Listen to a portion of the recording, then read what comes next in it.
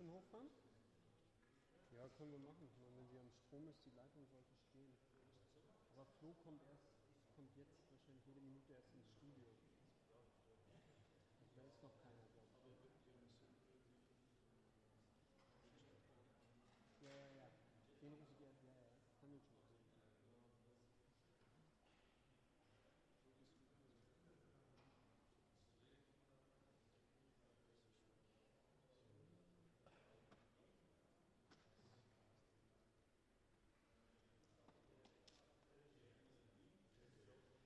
Hallo, hier ist Paul aus Brüssel. Hi. Wir überspielen gleich die Vorfahrten mit der Leitflug 33 bei der NATO zu unserem Studio nach Brüssel. Ich wollte nur mal fragen, der Kanal, ist das immer noch die 4? So stand zumindest gestern in der Anmeldung. Gut, dann würden wir mal hochfahren, kurz. Du kannst ja mal schauen, ob du uns siehst. Josef, du kannst hochfahren. Hey. Achso.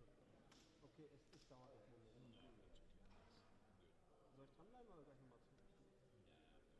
Ja, thank you very much. Wir sind noch offen. Jetzt starten. Jetzt müsstest du gleich ein Bild mit einigen Flaggen sehen. Jetzt sind wir da. Ja.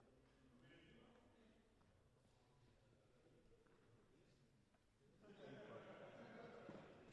Könntest du uns Russen fragen, und es müsste eigentlich jetzt schon wer da sein im Raum, die uns auch sehen können, sonst geht es selbst nicht.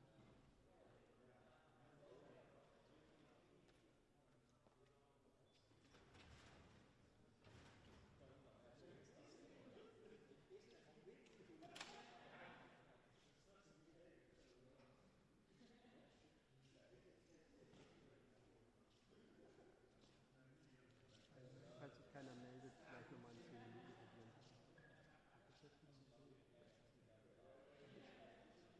Gut, ja, dann wahrscheinlich in 10, 15 Minuten. Ich rufe dann aber einfach bloß direkt an. Ja, wir machen live. Das ist live. Mit? Ja, machen wir. Genau. Okay, super, danke. Ciao.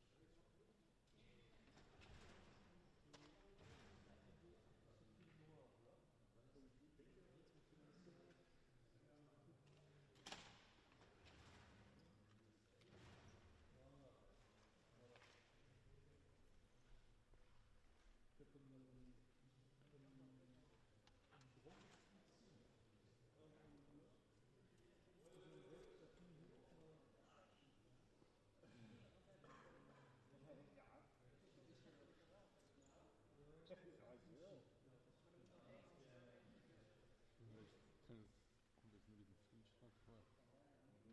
Nochmal auf die Frage, was du ausgehst. Das ist auch eigentlich die einzige Frage.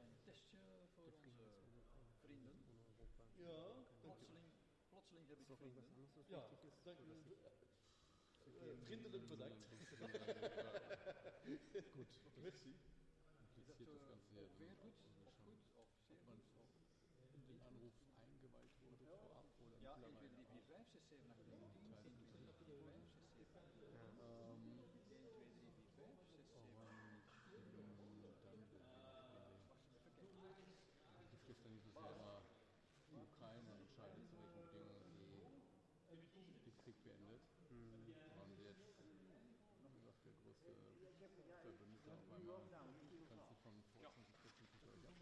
5, 6, 7, 8, 9, 10. 1, 2, 3, 4, 5, 6, 7, 8, 9, 10.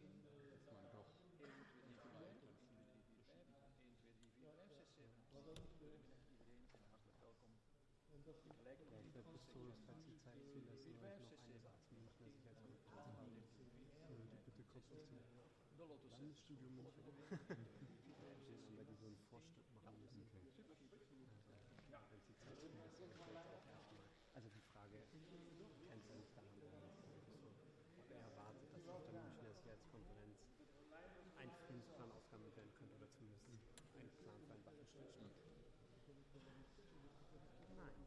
Test 1, 2, 3, 4, 5, 6, 7, 8, 9, 10. 1, 2, 3, 4, 5, 6, 7, 8, 9, 10, 11, 12, 13, 14, 1,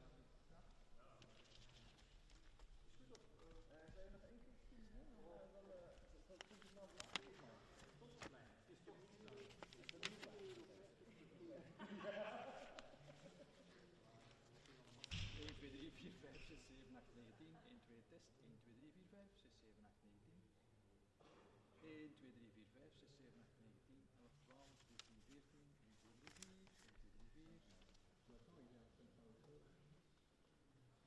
1, 2, 3, 4, 5, 6, 7, 8, 9, 10. Ja, 1, 2, 3, 4, 5, 6, 7, 8, 9, 10, 11, 12, 13, 14. Is goed? Ja, ja, mij wel.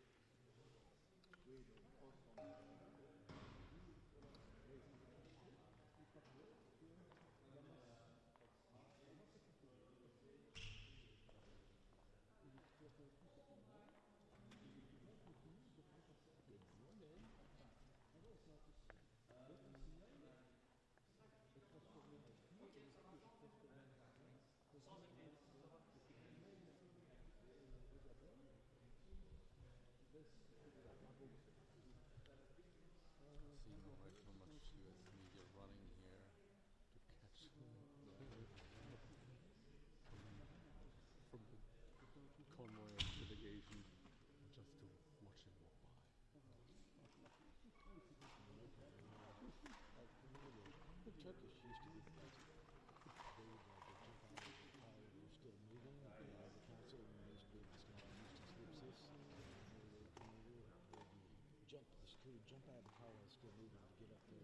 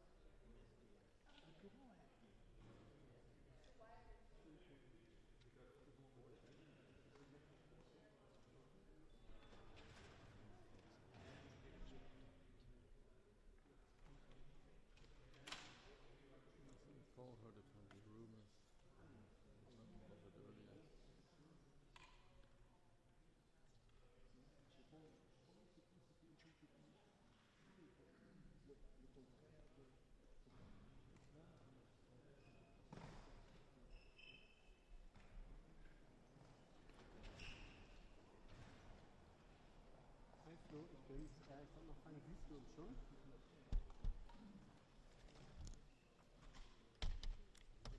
Okay, alles gut. Okay, gut, dann wissen wir Bescheid. Ich hatte schon im Schaltraum angerufen. Gut, dann wissen wir Bescheid. Wie? Ja. Nee, aber dann ganz gut. Das waren jetzt dann nur 4, 5 Stunden. Und du? Oh, das kann ich mir nicht vorstellen. Du bist mit Leo ausgestanden? Ah, okay. C'est dû à une boucle de masse. Parce que les appareils qui sont interconnectés, ils se font une boucle et ça corrompt. Ils voient Einmal mal wieder nation par c'est comme ça. gut, wir hoffen, dass es gleich losgeht. Wir öffnen die Türen, jetzt wird es auch noch kalt. Gut, Ça vient du fait que toutes Ja. les masses Ja. des Okay. appareils se connectés ensemble font. Écoute, tu sais que Alex a déjà brûlé l'entrée d'une caméra et la sortie d'un live view, mais c'est un autre modèle que celui-là.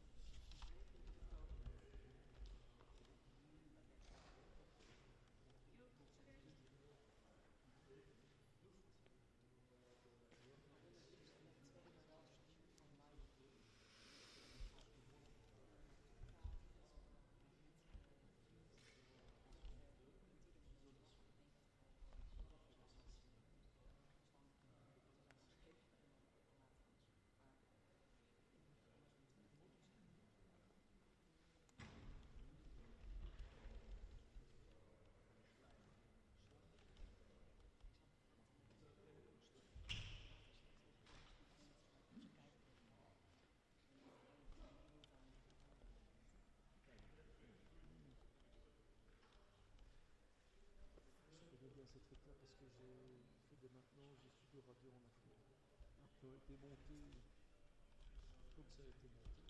Et c'était, au top, c'était la chasse aux ronflettes. J'avais fait commander des douzaines de box et je les insérais et c'était équipé des masses.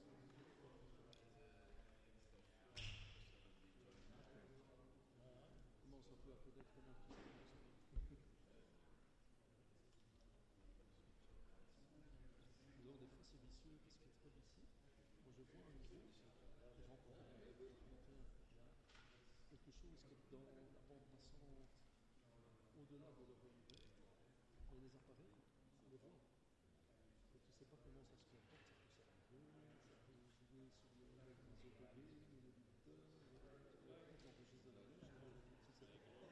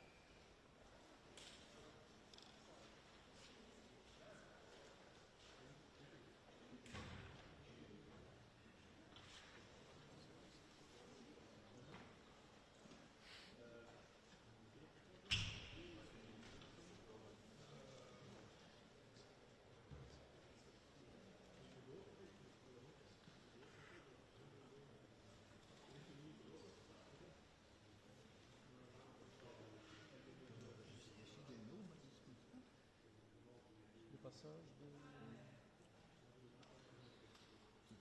C'est plus des fiches, enfin c'est même pas des fiches, c'est des plans d'anglais en général. Les diplomates sont arrivés. Oui, c'est sûr.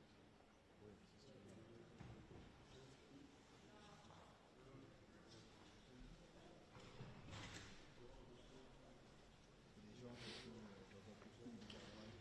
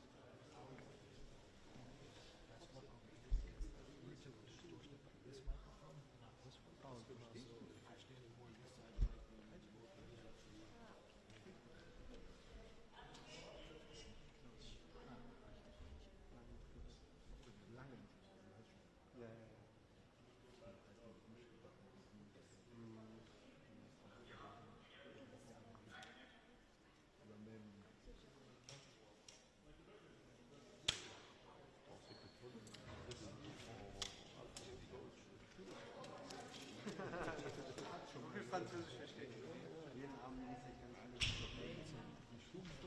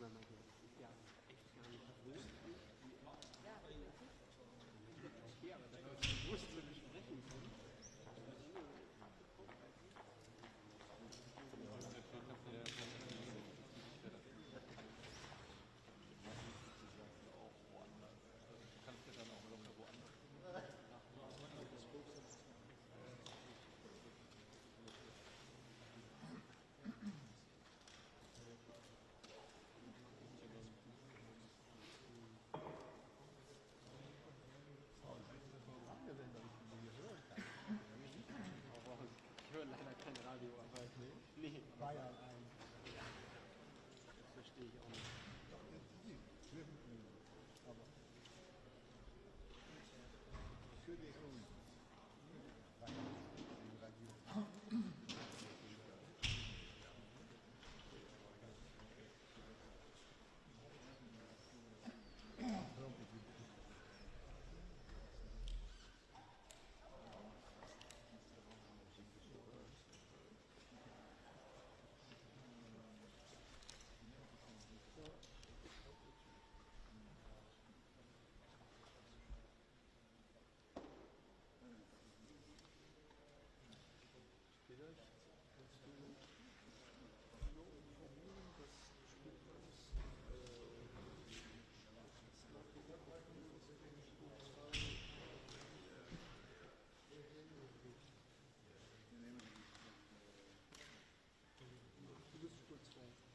Ja, so als ist NATO.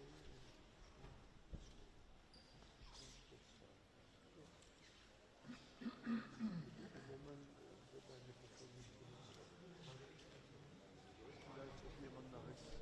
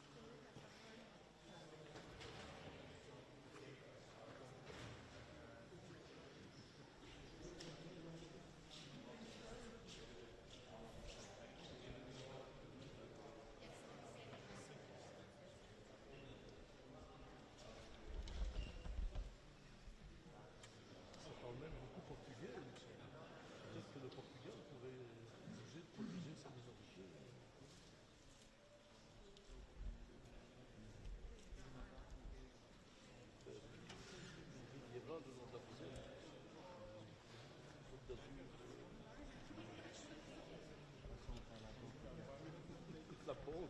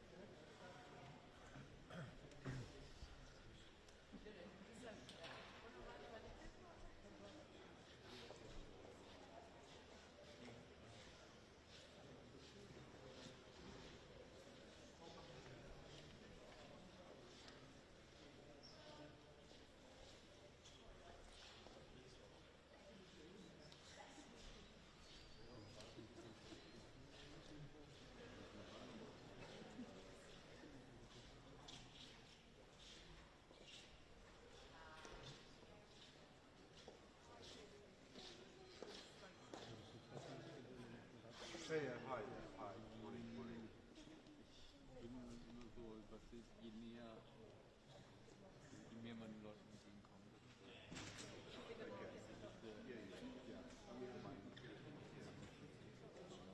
So Martin's is coming. Look. Good. I'll be. Yeah. Back in school, aren't we?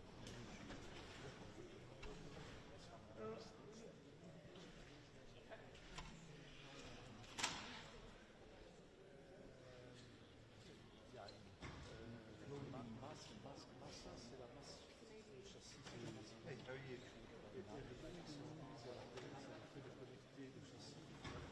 Yeah. Okay. Yeah. Where's he going to stand? Where's he going to stand?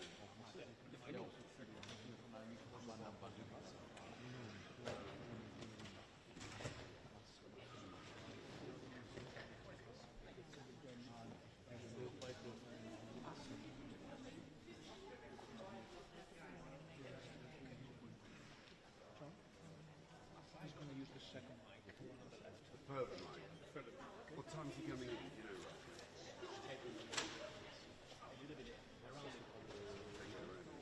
Thank you.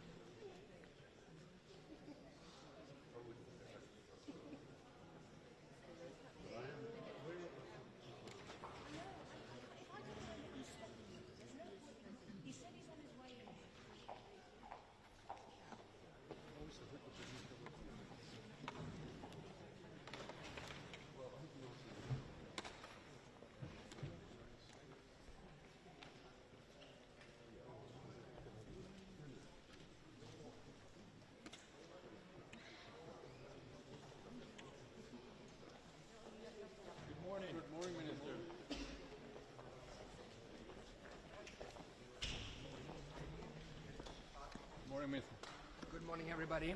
We are looking forward to today's meetings. We are going to be discussing NATO's activities when it comes to deterrence and defense. As you know, Sweden is very committed to strengthening NATO. We were last week in Latvia, where we also were noting the change of command of Sweden's mechanized battalions that we are providing to the alliance. We are well into 11 months into our journey, and we're glad that that came into place as well. In addition, I expect today to be also discussions about something called FLF Finland, meaning, of course, that Sweden might then become the framework nation for FLF Finland. This is greatly helped by the strong cooperation that Sweden and Finland are having in the area of defense for many years as well. And we would be proud to be the 9th framework nation within the alliance. In addition, I also expect us to discuss NATO's support to Ukraine, particularly the role of NATO. As you might know, Sweden is also one of the largest contributors to Ukraine. We just announced our biggest support package to Ukraine a week ago, and our position is that Ukraine, if it chooses to negotiate, should be negotiating from a position of strength, and Sweden is committed to make sure that Ukraine has that ability. Minister Jonsson, what direction is the alliance going now? Well, I think what we should be doing is focusing on deterrence and defense, and that making sure that we keep NATO strong and that we can defend every inch of the alliance territory. I think it's going to be crystal clear that the European allies have to take also larger responsibility for the security. We are moving in the right trajectory there when it comes to defense investments, but more needs to be done, obviously. Minister, after yesterday's phone call between President Trump and President Tukin, do you fear that Europeans will be sidelined in any kind of peace negotiations? Well, I also take note that President Trump also talked with President Zelensky, and I took note of what President Zelensky said afterwards. For us, it's very natural also that we as European allies are engaged into these discussions. Last year we provided about 60% of the military support, and I see going forward that the Europeans have to take a larger responsibility, and therefore it's very natural that we're engaged into the discussions. Minister, almost 3 years of war now. Now Ukraine will probably cede territory. Has the West failed in its support for Ukraine, especially Europe? Well, if Ukraine should seize territory, that's up to Ukraine to decide that.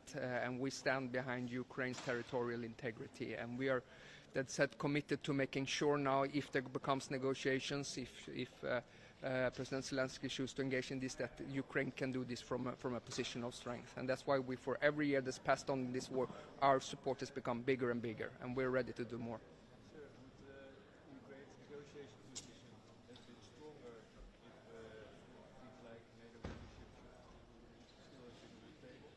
Well, as far as I understand, the U.S. position from this administration is that this is about claiming that NATO membership should not be part of this political agreement.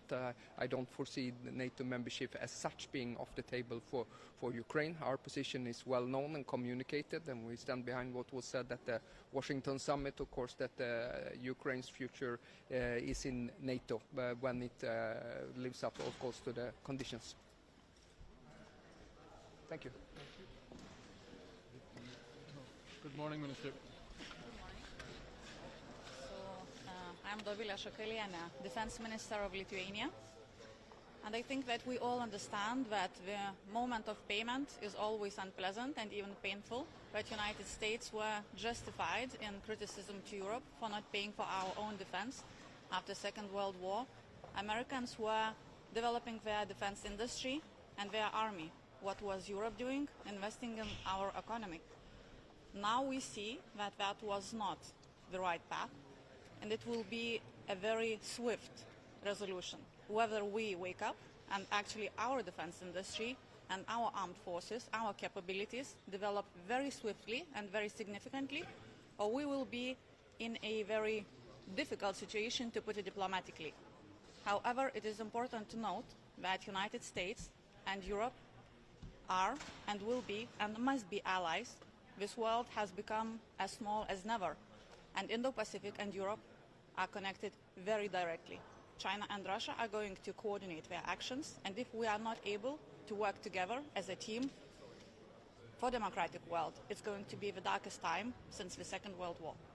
After yesterday's phone call between President Trump and President Putin, do you fear that Europeans will be sidelined in any kind of peace negotiation? It's up to us whether we will be sidelined or whether we will stand up to the expectations and to our actual capacity to fight for Ukraine, to fight for our own freedom, because in a few years we will be in a situation where Russia, with the speed that it is developing its defense industry and its army, is going to move forward. We all understand that Ukraine is just the first stage currently of imperial expansion of Russia. We in the Baltics remember very well, also through our family experiences, what does it mean when Russia is preparing for war. Can you describe what direction this alliance is now going? I think today we are going to have very difficult discussions, and probably the directions are two very obvious. Under the illusion that Mr. Trump and Mr. Putin are going to find a solution for all of us, and that would be a deadly trap. Or we will, as Europe, embrace our own economic, financial and military capacity, and we will be the ones who will be deciding what will happen in Europe and in Ukraine with United States. Because let's not be naive. United States is not only the most significant contributor of the NATO alliance, but also the one that has been, I want to reiterate, paying for our security. And that needs to be corrected. Thank you.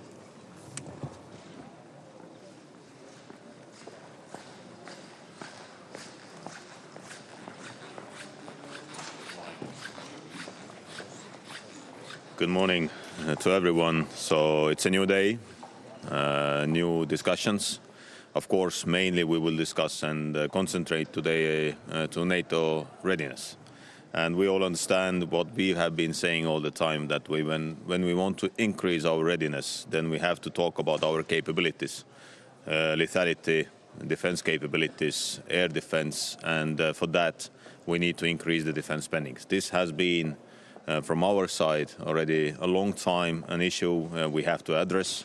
Now it has been vocalized a bit more, and of course in The Hague we have to come to the conclusion what will be the new target, what will be the new level of defense spendings here in Europe, and it's not a surprise that Europe has to take more responsibility.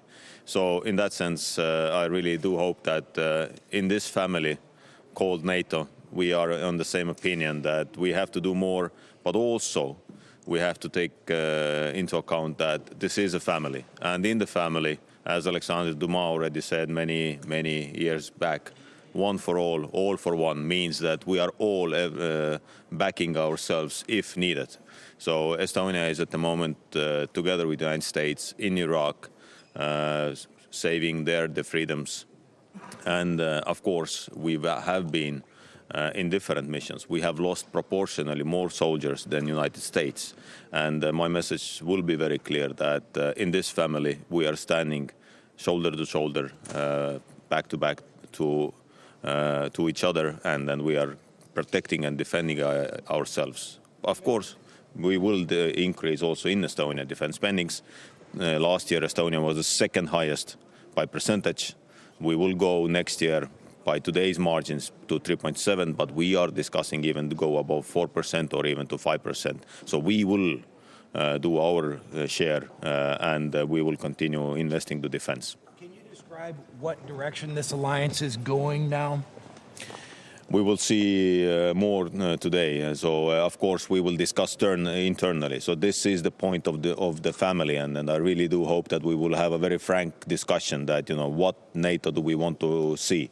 75 years we've been able to defend the alliance, our countries, to preserve the peace, and I do believe that this is the only way how to preserve the peace in the Euro-Atlantic zone. Minister, after yesterday's phone call between President Trump and President Putin, do you fear that Europeans will be sidelined in any kind of peace negotiations?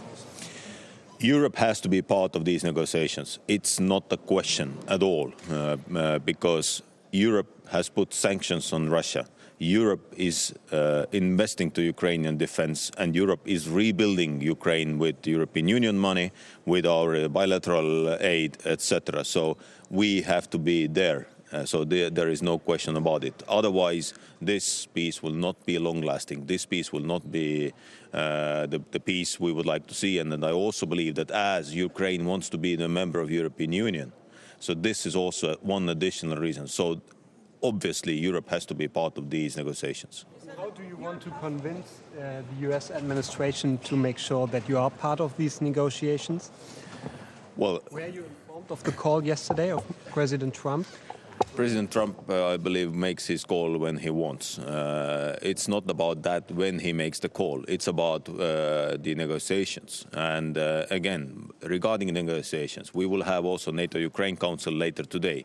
But we have to understand that there will be no peace without Ukraine. Ukrainians have to be the ones who are saying when we are ready to negotiate, when we are ready to take new conditions onto the table. So it cannot be so that someone will come and say, when to talk. It has to be Ukrainian nation and Ukrainian president who says when. There was one question more, and then I will leave. I was going to say, you say that Europe, has to be at the table, has to be involved in those discussions, but do you feel that Europe is, as of now, involved in those discussions? It's following my colleague's question about President Trump's call. Do you understand what they were talking about? Was he sharing his vision on how this conflict should end, or just American vision? Well, we have these negotiations. Yesterday we had discussions with Pete Hegseth. There will be a discussion round next week with Keith Kellogg. So we are part of these negotiations or preparations. We cannot talk about the negotiations at the moment. So we are preparing for this. And of course, Europe has to put our vision onto the table also. So because, as I said, sanctions, rebuilding Ukraine, bringing Ukraine to European Union. Also, our goal still stays valid that Ukraine has the right to be one day member of NATO. But anyway, I believe that we have some other colleagues waiting. So thank you very much.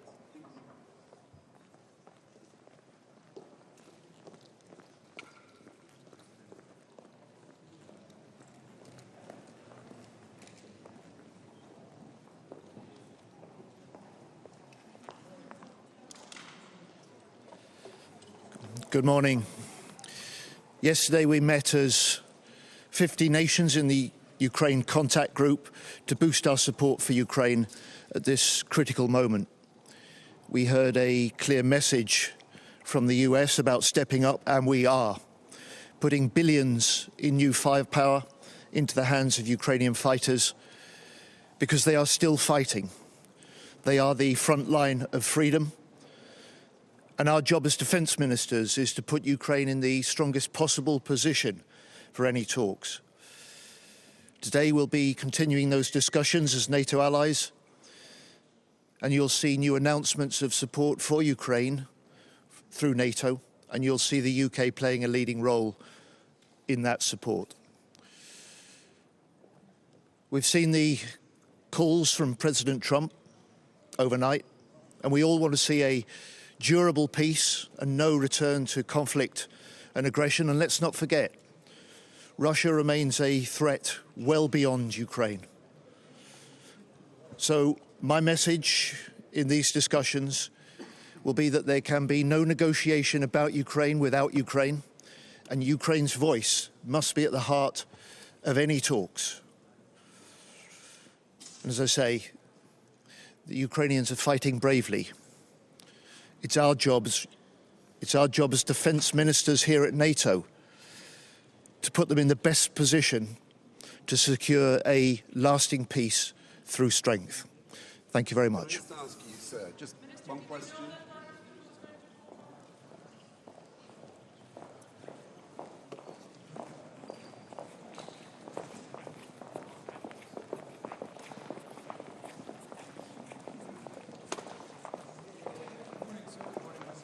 Good morning, everyone. I'm William Blair. I'm Canada's Minister of National Defence.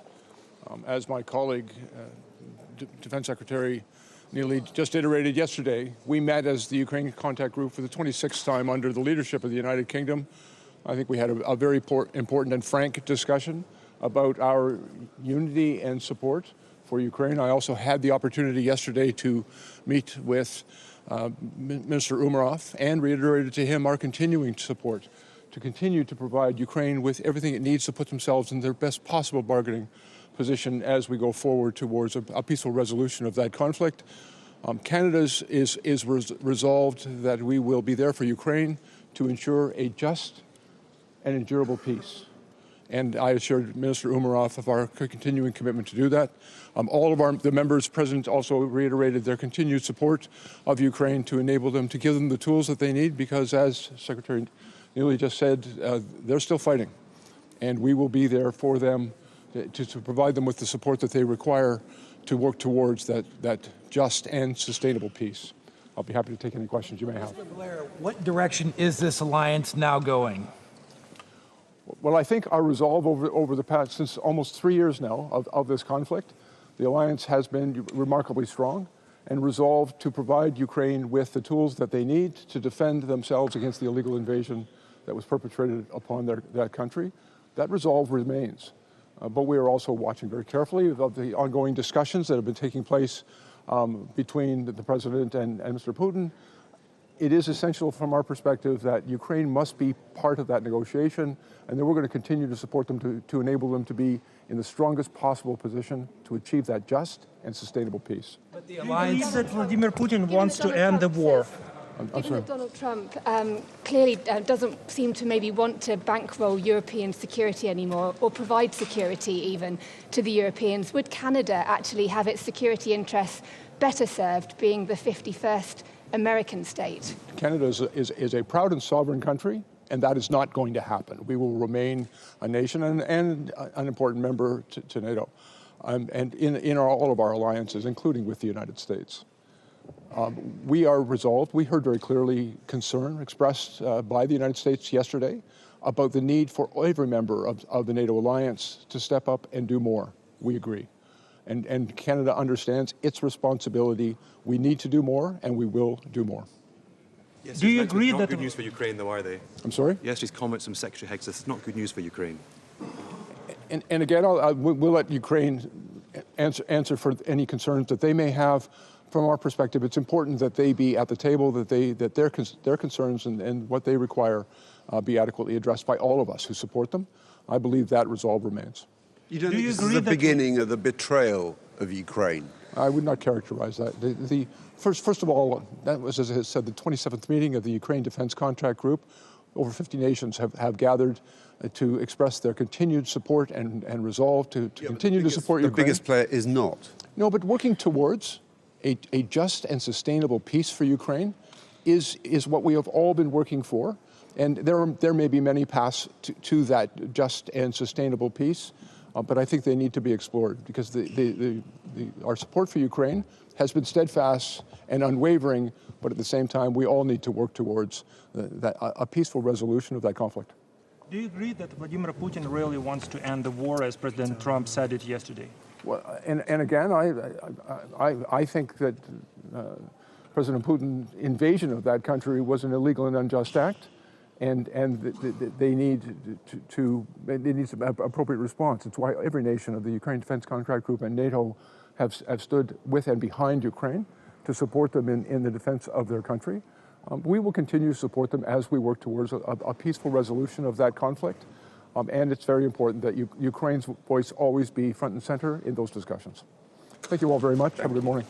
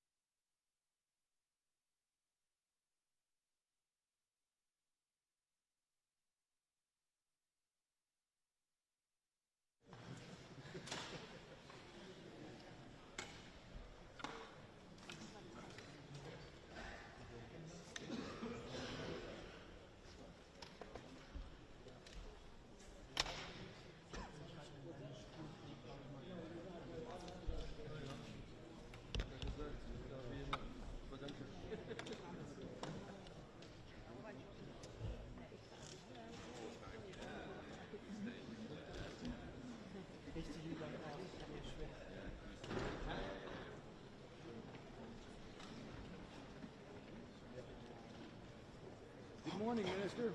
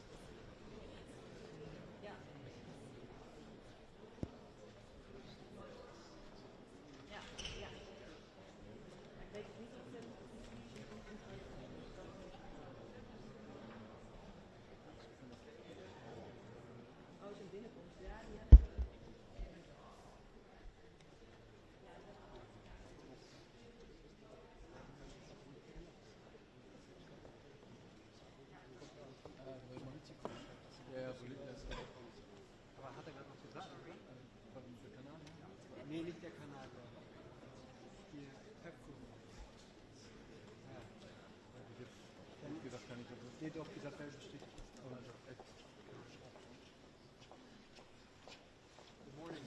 Good morning. Good to see you all.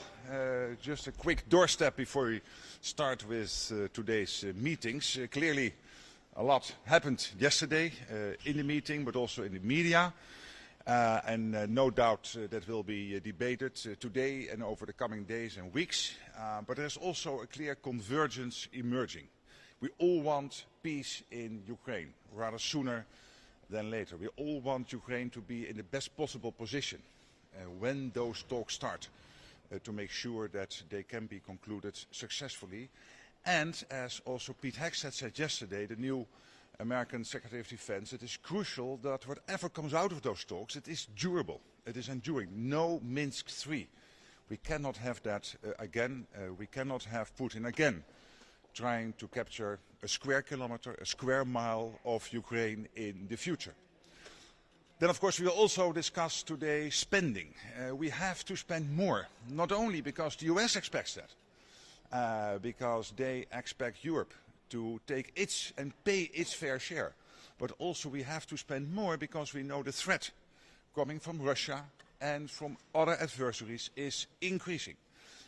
And that will be debated today. And here I think there is a clear expectation from the side of the US, but also a clear commitment yesterday that this alliance is here to stay for the generations to come.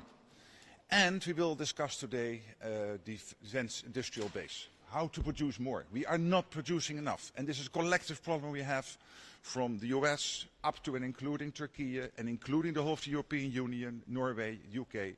We have fantastic defense industries, but we are not producing enough.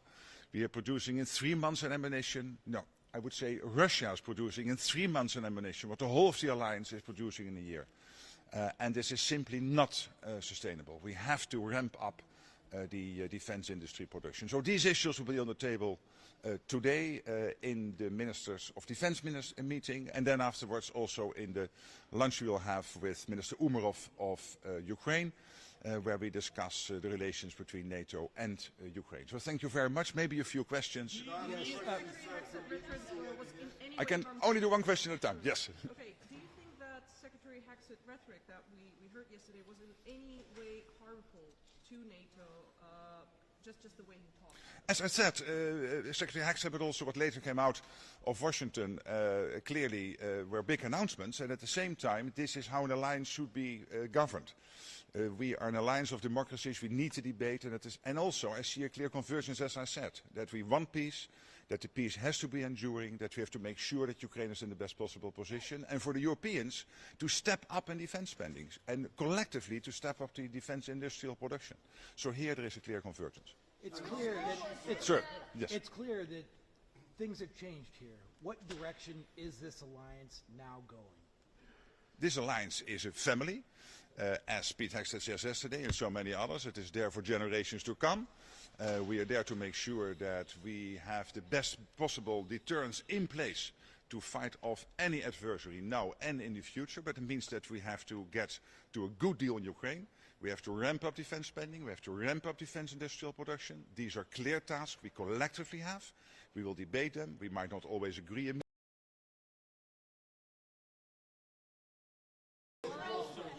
said your mantra has been no decisions about Ukraine without Ukraine. Yesterday we saw Donald Trump having a phone call with President Putin without Ukraine. He's going to meet President Putin without Ukraine. This looks to many like the beginning of the betrayal of Ukraine. What we have seen yesterday was the statements coming out of Washington, including, and you forget to mention that, his long phone call with President Zelensky. So we will see how this progresses from now on, step by step. Of course, it is crucial. We talk about Ukraine, that Ukraine is closely involved in everything happening about Ukraine. Aye.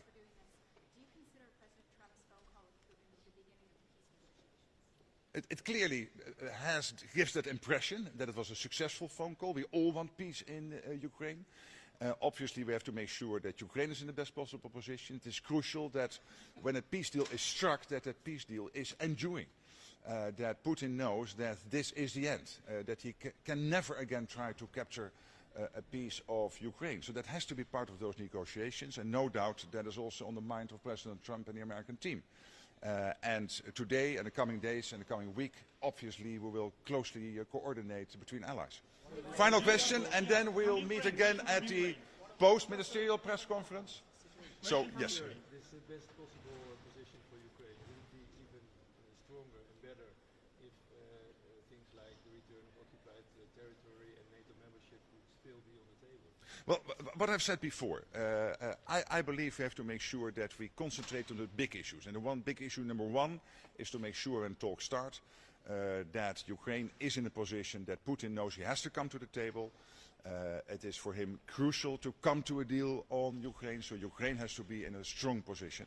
And again, as I said before, it is crucial that when a deal is struck, that deal will not unravel. We have seen in 2014 what happened with Minsk. We thought that deal was there to stay. It didn't. Putin simply continued trying to grab pieces of Ukraine. And then on 2022, he started the full onslaught late February 2022. We can never, ever have that again. So I'm absolutely pro-peace. I'm pro-peace talks. Absolutely. But at the same time, we have to make sure that what comes out of those talks is there to stay. And that Ukraine then is safe. Thank you so much. We'll meet again later today.